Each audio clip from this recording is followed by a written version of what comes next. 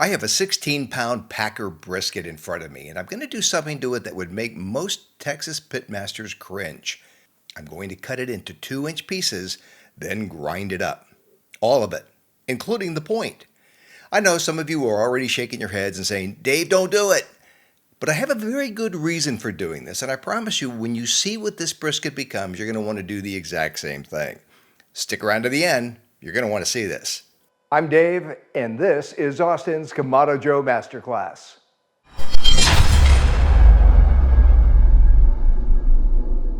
First, I need to clean up the brisket.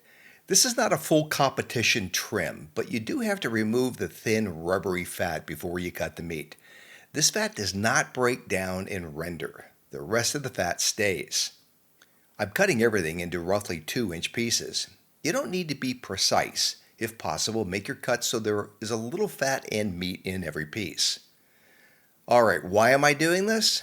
Several reasons actually. First, I really like brisket burgers.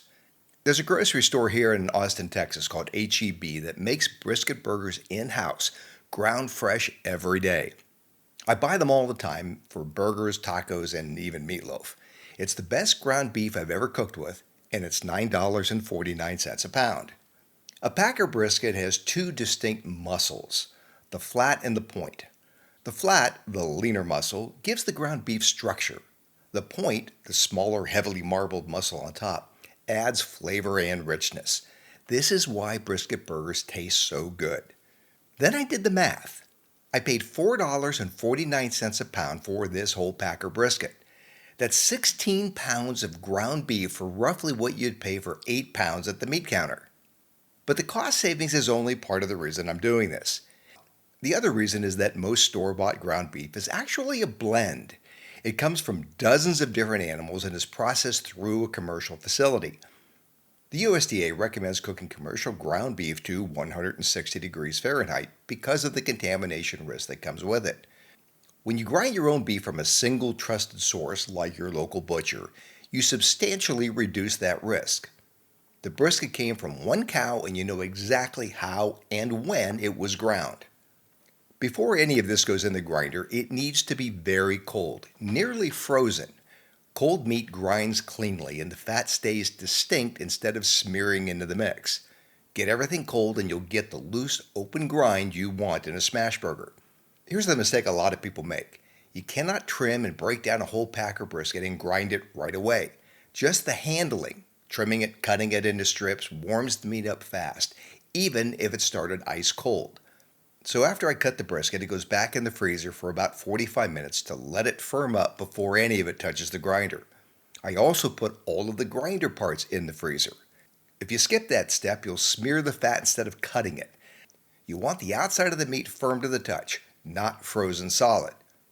Now check out my Kamado Joe Owner's Handbook. This is a 100-plus page book that I've written that covers everything you need to know about operating a Kamado Joe. It includes setup, seasoning, temperature control, troubleshooting, maintenance, and a lot of pro tips and techniques. A link is in the description and pinned comment. Okay, I'm ready to grind. The first pass goes through a 5/16 inch plate. That's the coarse grind.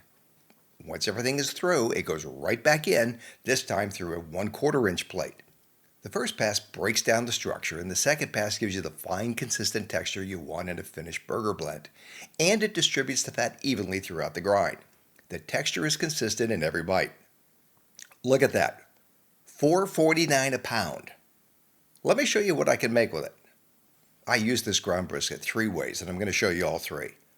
The first, and the one most of you are going to want to try first, smash burgers on the Kamado Joe.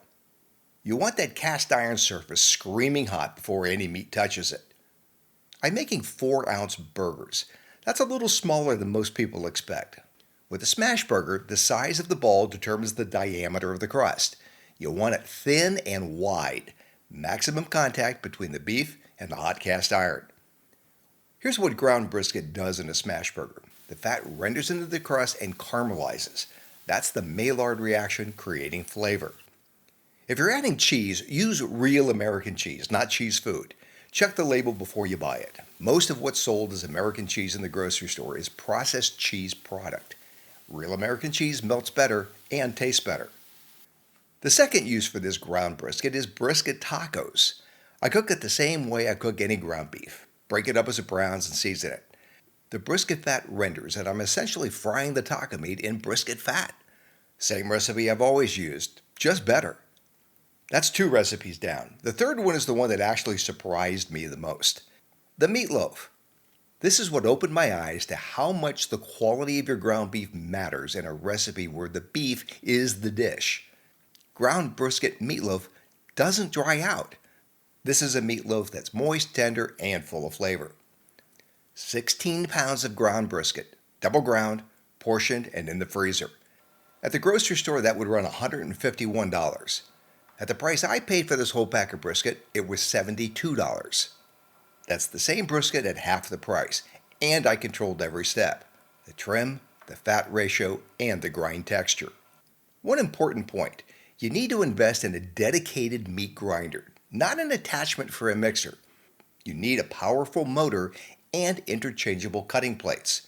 The good news is that you don't have to spend a lot of money.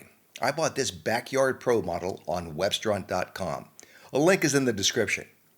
If you're grinding your own beef for the first time, a whole pack of brisket is the place to start. At the end of the video, check out my new cookbook, The Texas Backyard Kitchen, Complete Meals from Fire to Table. It's part barbecue book for the Kamado Joe and part go-to cookbook for every other day of the week. A link is in the description and pinned comment. Now I want to hear from you. Did I leave anything out? Is there a tip, trick, or reason you grind your own meat that I didn't mention? Let me know in the comments. Hey, if you liked the video, let me know, and please subscribe and turn on notifications. And watch my Kamado Joe 101 playlist right now.